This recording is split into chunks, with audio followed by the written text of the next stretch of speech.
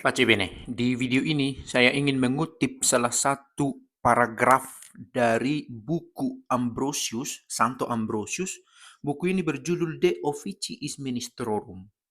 Itu dalam bahasa Indonesia tentang tentang tugas-tugas pelayanan. Oke, sebelum saya masuk ke paragraf ini, apa konteksnya? Mengapa harus dibuat menjadi konten gitu ya? Nah, kemarin saya lihat ada seorang pendeta memperingati pendeta yang lain. Oke, saya pikir ini bukan hal yang baru di media sosial yang semakin terbuka ini. Soal bagaimana seharusnya memberi khotbah gitu ya. Apakah khotbah itu semata-mata hanya menyenangkan orang lain? Atau di sisi lain, apakah khotbah itu demi membawa kebenaran harus disampaikan dengan kata-kata yang menyakitkan? Nah, ini ada dua ekstrimnya. Mudah-mudahan terang. Ada khotbah yang demi menarik perhatian para pendengar dan lebih banyak pendengar, kata-kata yang disampaikan itu lemah lembut, enak didengar, memberi semangat sehingga kita pergi ke sana karena rasanya memuaskan. Tapi kebenaran yang dibawa itu kabur, tidak ada Kristus yang benar, Kristus yang sesungguhnya yang diperkenalkan. Nah, di sisi lain, mungkin ada orang yang tahu benar ini seharusnya, tetapi disampaikan dengan kata-kata yang merusak hubungan. Nah, dan itu terjadi. Kemarin juga saya ada live sedikit sebentar di TikTok, dan ada yang mengeluh banyak sekali sekarang ini debat-debat agama yang bikin muak katanya. Justru kata-kata hujat, kata-kata kasar terucap di sana katanya. Oke, lalu bagaimana menghadapi ini? Satu kata-kata bijak, satu kalimat, satu paragraf dari Ambrosius saya pikir berguna memberi penerangan untuk kita yang sering mendengar, menerima konten-konten tentang hidup beragama gitu ya. Kami juga telah mengatakan bahwa, kata Ambrosius sekali lagi dalam bukunya The Officiis Ministrorum, kami telah mengatakan bahwa keramahan dalam berbicara sangat berpengaruh dalam memperoleh kasih sayang. Nah, jadi kita tidak bisa juga memandang remeh ketika ada pengkhotbah yang berkata elok gitu ya, baik. Ya kan namanya juga baik, dalam dirinya baik kata-kata itu. Namun, nah ini menarik bahwa Ambrosius membuat penyeimbang. Namun, kami menginginkan keramahan ini tulus dan bijaksana.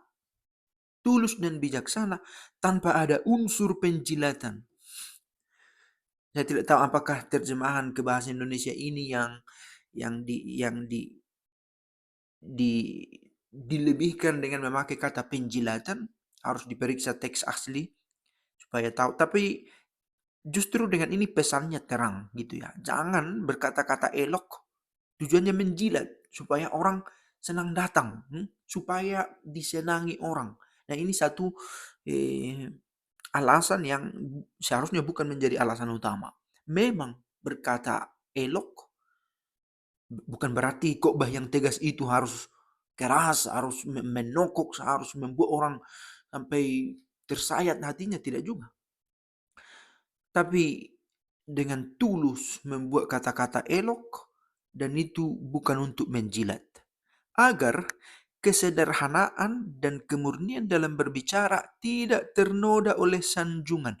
Sanjungan saya pikir makin hari makin memengaruhi arah dari satu khotbah. Mengapa saya bilang begitu? Dengan media sosial ini, ketika banyaknya pendengar menentukan standar dari sebuah orasi, maka ketika ada sanjungan itu berarti ada sambutan positif, dan sambutan positif, sambutan baik, sambutan senang dari banyak orang.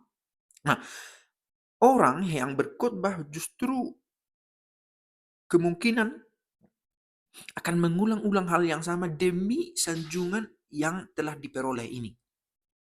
Dan ini bukan menjadi standar yang baik sebenarnya, sanjungan itu sendiri.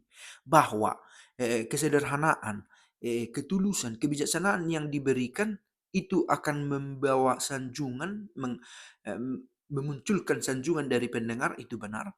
Tetapi sanjungan ini bukanlah tujuan dari kesederhanaan, kebijaksanaan, dan ketulusan itu.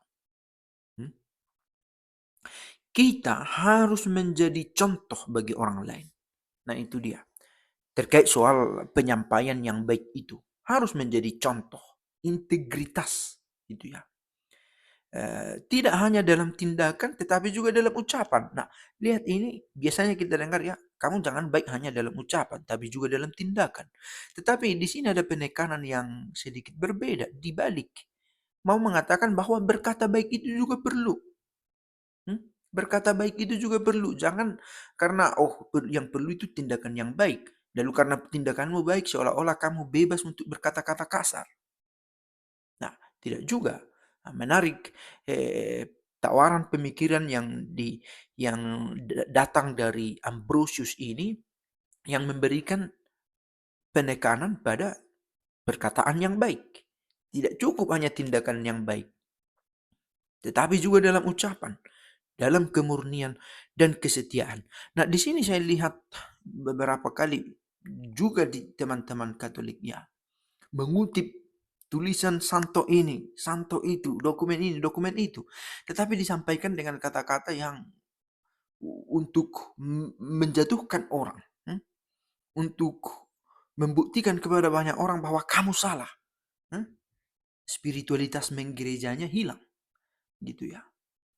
Nah, mereka tidak sadar bahwa yang menulis kata-kata ini adalah para bapak gereja, para santo, yang sudah mempraktekkannya dalam hidupnya. Yang mencoba menyelaraskan hidupnya dengan apa yang dia tulis. Nah, kita yang hanya mengquote kata-katanya, memperlakukan kata-kata itu tanpa menyampaikan kata-kata itu tanpa pertama-tama melihat integritas kita sendiri. Nah, ini seringkali menjadi sandungan juga. Sehingga apa yang terjadi? Kita bukan menjadi saksi, tetapi menjadi hakim. Karena ketika kita menjadi saksi, kita mengatakan dan kita melakukan. Karena itu kita menjadi contoh bagi orang lain. Nah, seperti yang ditekankan oleh Ambrosius ini.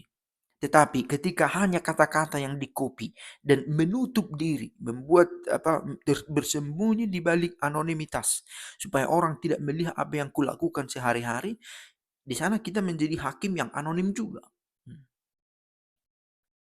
Bagaimana kita ingin dipandang, demikianlah kita seharusnya. Dan bagaimana perasaan yang kita miliki, demikianlah kita harus mengungkapkannya. Jangan kita berkata dalam hati kata yang jahat. Pertama-tama dari hati. Jangan dari hati itu datang kata yang jahat. Yang kita pikir bisa disembunyikan dalam diam.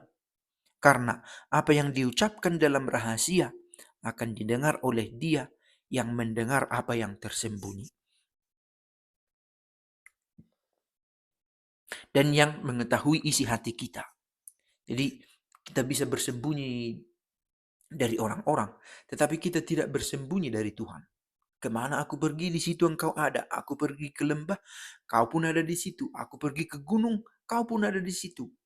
Tidak ada ruang bersembunyi. Di kedalaman hati saya menghujat, meskipun saya tidak katakan, tetapi Tuhan melihat itu.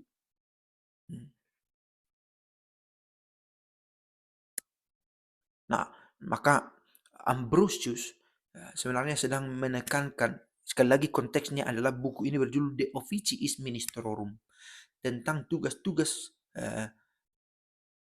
para pelayan gitulah, pelayanan-pelayanan. Dan demikian pelayanan itu disampaikan. Dan jangan juga berpikir ini kan khusus untuk para imam. Memang secara partikular boleh dikatakan demikian, tetapi tugas untuk menjadi pewarta, memperkenalkan Kristus, itu tidak bisa diletakkan hanya di pundak para pastor atau pendeta semata. Tetapi mereka semua yang memakai nama Kristen dalam hidupnya.